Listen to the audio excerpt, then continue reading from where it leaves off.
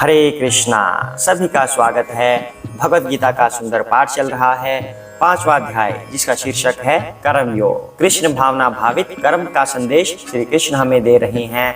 जो last episode था, भगवान ने हमें उसमें बताया कि जो व्यक्ति कर्म के फल को त्याग देते हैं वह परम शांति को प्राप्त करता है, शुद्ध शांति को प्राप्त करता है। वह 9 द्वार वाले शरीर में बिना किसी चिंता के रहता है, बिना कुछ किए वह सुखपूर्वक रहता है। साथ में भगवान बता रहे हैं कि अपने मन से जो समस्त कर्मों के फलों का परित्याग कर देता है, तन से नहीं, तन से तो कर्म करना है, लेकिन मन से जो कर्म का परित्याग कर दे। कर्म का परित्याग का मतलब है कि उसके फलों का त्याग कर दे, वह मुझको अर्पित कर दे। इस तरह से भगवान कह रहे हैं कि वो कोई फल की इच्छा ना रखता हो तो वह परम शांति को प्राप्त करता है। अब आगे भगवान इस संदर्भ में क्या कह रहे हैं, हम आगे बढ़ने से पहले श्री कृष्ण की और गुरु महाराज की वंदना करेंगे। हरे कृष्णा। ओम ज्ञानतिमिरान्धस्य ज्ञानाञ्जनशलाकया चक्षुरुन्मीलितं येन तस्मै श्री गुरुवे नमः। श्री कृष्ण चैतन्य प्रभु नित्यानंद श्री अद्वैत गदाधर श्रीवासादि गौर भक्त वृंदा।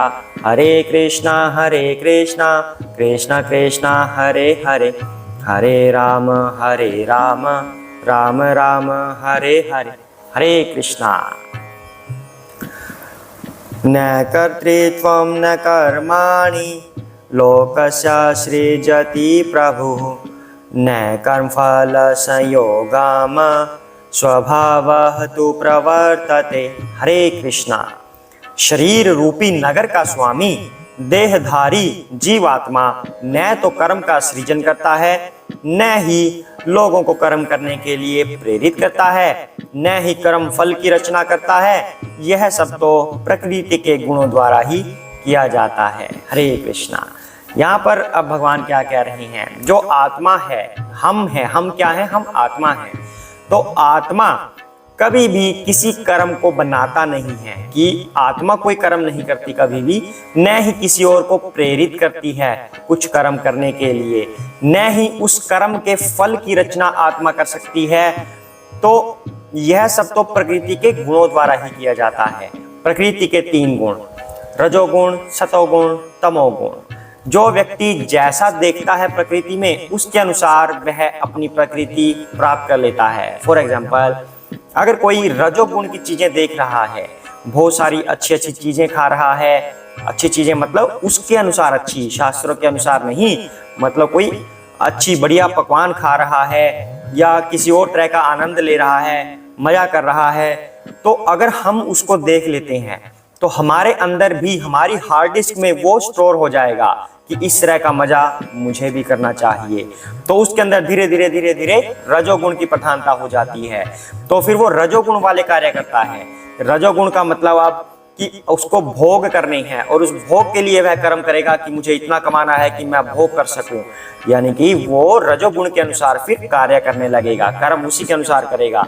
यही भगवान कह रहे हैं कि प्रकृति के 3 गुणों के द्वारा कर्म का निर्धारण किया जाता है, ना कि आत्मा करती है। हरे कृष्णा। साथ में एक बात और यहाँ पर आती है कि जो भगवान की शक्तियां होती हैं, जीव उन शक्तियों में से एक है। भगवान की 2 शक्तियां होती हैं, पराशक्ति और अपराशक्ति। अपरा किसे बोलते हैं हम? प्रकृति को बोलते हैं। परा शक्ति जो होती है वो कौन होता है? जीव होता है। जीव पराशक्ति और प्रकृति अपराशक्ति। तो हमेशा से, अनादिकाल से जीव अपराशक्ति के संपर्क में रहता है। लेकिन जीव कभी भी, जो जीव है मतलब आत्मा है, वो कुछ कार्य नहीं करता। जो शरीर उसको मिला हुआ है वो कार्य करता है। उसका मन, बुद्धि, अहंकार वो उससे कर्म करवाता है। उसी की वजह से आत्मा को किसी न किसी शरीर में आना पड़ता है और उसको कर्म फल भोगने पड़ते हैं, क्योंकि वो आत्मा उस शरीर से अटैच्ड है जो उससे कर्म करवा रहा है। इस वजह से उसे बार बार उस तरह के शरीर में आना पड़ता है जो उसके कर्म के फल का कारण बन जाता है। तो जो ये आत्मा होती है, जीव होता है, ये इस भव सागर में उछलता रहता है। जो उसने कर्म किए, मतलब जिस तरह के शरीर में वो रहा, वो आत्मा रही जिस तरह के शरीर में, उसके जो कर्म थे उसके फलों के अनुसार उसे बार बार उस शरीर में या उस तरह के शरीर में प्रवेश करना पड़ता है और उस सागर में उछलते रहना पड़ता है। लेकिन उस सागर की लहरों पर उस आत्मा का कोई वश नहीं रहता। उससे बाहर निकलने का एकमात्र साधन होता है दिव्य कृष्ण भावनामृत में लग जाना। भगवान का सहारा लेकर, कृष्ण भावनामृत का सहारा लेकर वह उस सागर से बाहर आ सकता है। इस तरह से आत्मा का उद्धार हो सकता है। अन्यथा वह बार बार इस तरह के शरीरों में आती रहेगी और उस शरीरों के जो कर्म होते हैं उस कर्म के फलों में फंसा रहता है। उस कर्म बंधन में आत्मा फंसी रहती है। उससे बाहर निकलने के लिए सिर्फ और सिर्फ कृष्ण भावनामृत का सहारा चाहिए। हरे कृष्ण। आगे बढ़ते हैं। नदते कस्यचित् पापं न चैव सुकृतं विभुः अज्ञानेनावृतं ज्ञानं तेन मोह्यन्ति जन्तवः।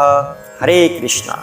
परमेश्वर न तो किसी के पापों को ग्रहण करता है न पुण्यों को, किंतु सारे देहधारी जीव उस अज्ञान के कारण मोहग्रस्त रहते हैं जो उनके वास्तविक ज्ञान को आच्छादित किए रहता है। हरे कृष्णा। यहाँ पर भगवान ने क्या बात बोल दी? तो भगवान कह रहे हैं कि न तो भगवान कभी किसी के पापों को या पुण्यों को ग्रहण करते हैं, सारे देहधारी उस अज्ञान के कारण मोहवश होते हैं। अब यहाँ पर जीव परमात्मा का एक अंश है, छोटा सा अंश है। परमात्मा सर्वशक्तिमान है। जीव इच्छा कर सकता है कि हे प्रभु मुझे ये चाहिए, तो उसकी इच्छा पूर्ति करने की शक्ति भगवान में है। तो जब जीव, वैसे तो जीव पूर्ण ज्ञानी है क्योंकि परा प्रकृति के संपर्क में जीव है, परा प्रकृति का ही एक भाग जीव है जो अपरा के संपर्क में आता है, लेकिन वह पूर्ण ज्ञानी है। परंतु वह अपरा शक्ति के जब संपर्क में आता है तो माया का अटैक उस पर पड़ जाता है, अज्ञानता का अटैक उस पर हो जाता है।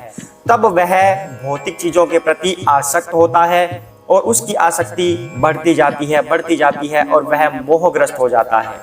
तब जीव भगवान से इस तरह की प्रार्थना करता है कि मुझे प्रभु ये चाहिए, तो भगवान उसकी इच्छा की पूर्ति अवश्य करते हैं। अब यह इच्छा सही है या गलत है यह भगवान जानते हैं, लेकिन क्योंकि जीव ने अज्ञानतावश इस चीज की इच्छा की थी तो भगवान उसे पूर्ण कर रहे हैं। पर उसका जो कर्म का फल होगा, उस इच्छा की पूर्ति के बाद जो वह कर्म करेगा, गलत कर्म करेगा या सही कर्म करेगा, उसका जो फल होगा वह जीव को भोगना पड़ेगा। तो जीव क्या करता है, जब उसे गलत फल भोगने पड़ते हैं तब वह भगवान को उत्तरदायी ठहरा देता है कि मेरे साथ ऐसा भगवान की वजह से हुआ है। लेकिन भगवान की वजह से वह नहीं हुआ, उसकी अज्ञानता की वजह से हुआ है। उसकी अज्ञानता की वजह से उसने इस तरह की इच्छाएं की जिस वजह से वह कर्म बंधनों में फंस जाएगा और उन कर्म बंधनों में फंसने की वजह से वह बुरे फल पाएगा। तब वह भगवान को ही उत्तरदायी ठहरा देता है, जबकि ऐसा नहीं होता। भगवान सिर्फ इच्छा की पूर्ति करते हैं। अगर जीव अज्ञानतावश भी कोई इच्छा कर रहा है तो उसकी योग्यता के अनुसार भगवान उसकी इच्छा पूर्ण करते हैं। लेकिन अगर कोई कृष्ण भावनामृत में लगना चाहता है, भगवान से, कृष्ण से, स्वयं कृष्ण को मांगता है, तो भगवान उसकी विशेष चिंता करते हैं और उसको कृष्ण भावनामृत की तरफ अग्रसर करते हैं। उसकी परिस्थितियां वैसी बना देते हैं ताकि वो भगवान की तरफ बढ़ सके।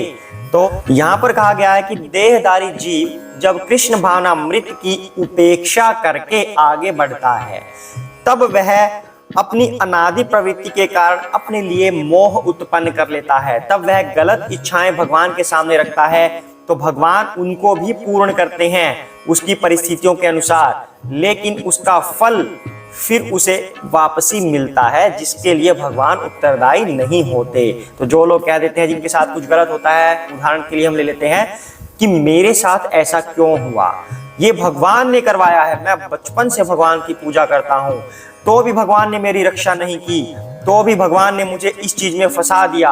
हम भगवान को उत्तरदायी ठहराने लगते हैं।